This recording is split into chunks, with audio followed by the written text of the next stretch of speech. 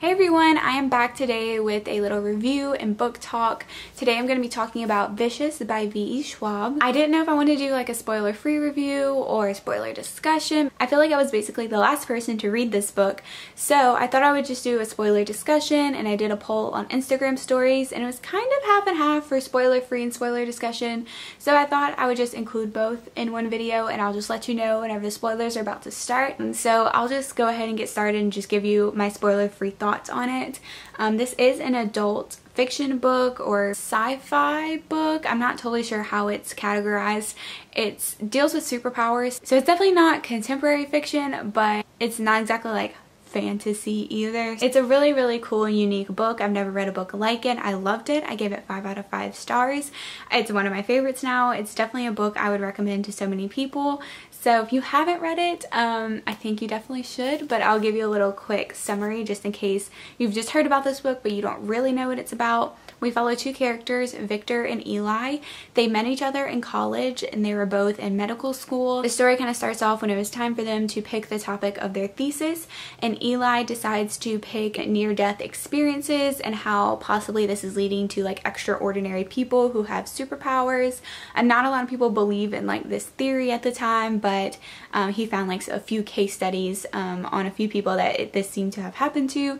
So he decides to do his research on this, and Victor hears this topic and thinks it's really interesting, and he thinks he's come up with an idea of how under certain circumstances someone could force themselves to become an extraordinary being, I guess, and have these superpowers. This book goes back and forth between the past and the present takes place 10 years after Victor and Eli come up with these ideas and this thesis about these near-death experiences. So in the present tense, we follow more Victor, and he has broken out of prison. We know that he now hates Eli and is determined to catch up with him and enact revenge. He ends up kind of meeting a new cast of characters, one person that he met in prison, and then the other character is a little girl that he kind of rescued, and she kind of turns into their little sidekick. They turn into this really interesting crew of people.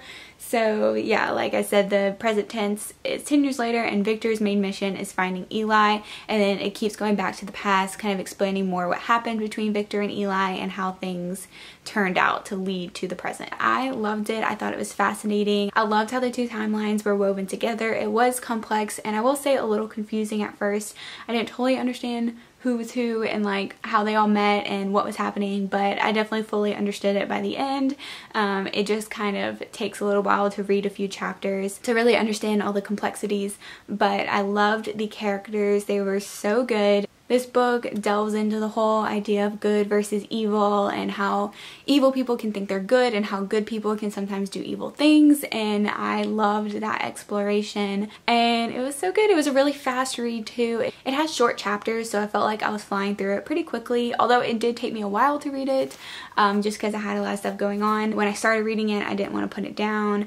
The ending was crazy. It has so many complex themes and topics that it discusses, but then it's also got a really fascinating plot that keeps you interested, and then it deals with superpowers, so that's really cool. So if you're kind of into science, then you would enjoy this book. I love science, and I loved those elements that came out in this book. The only people I would not recommend this book for are people that maybe are a little like squeamish or don't really like dark stories, because this book definitely is not lighthearted. At times there are like funny moments, but it's definitely not a lighthearted book. So if you don't like, you know, heavier books that deal with topics surrounding morality and evilness and wickedness, and I mean, it is called Vicious and it is about villains. So if you don't like that kind of stuff, then maybe I wouldn't recommend this.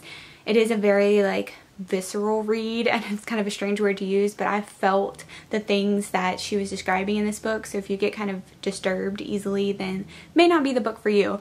However, if you don't, it's really good, and I highly recommend it. So now I'm gonna get into some spoilers. If you haven't read this book, leave the video and come back later after you have read it. I loved Sydney and Mitch so much in their interactions with Victor. I loved that little trio. I thought they were like so cute, and I loved seeing how they brought the goodness out of Victor and how he wasn't all evil. I loved the characters so much. I mean, I didn't really love Eli. I loved how kind of, you know, he was the villain and he had all these weird ideas behind his beliefs, but Obviously I didn't really like him that much. I just really loved reading about the three main characters.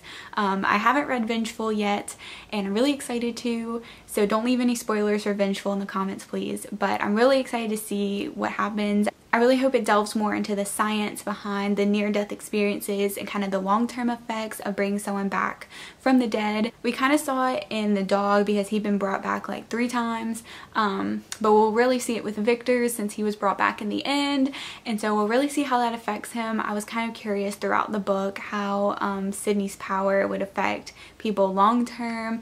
Obviously it's got to do something weird to you being brought back from the dead, but like I mentioned in the spoiler-free section, I could really feel what was going on through V.E. Schwab's writing, specifically the scenes whenever they were trying to kill themselves to have a near-death experience. I felt like those were so real and I could just feel it, and it made me so uncomfortable but fascinated, and I had to keep reading, but it was just so weird.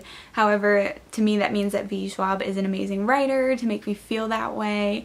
I just loved her writing. It really pulled me in. It was quick and easy to read, but also I felt totally sucked into the story and felt so close to the characters, and I'm really excited to see Victor's character develop more because I don't believe he's really evil. I mean, he says he is, and of course he's done horrible things, but I feel like he's better than Eli, even though Eli thinks he's being good, which is such a cool part of this story, how it shows that monsters think they're good and that good people can think they're monsters and back and forth, and I really think Victor is more good than evil, honestly, just because of how he cared for and took care of Sydney and him being friends with Mitch. And I'm so glad Mitch is not dead. I really thought that he was a goner, so I'm really glad he didn't die. Serena and Sydney's relationship was very interesting. I'm really glad Serena let her go in the end and didn't kill her. I mean, that was good. And I'm definitely interested to see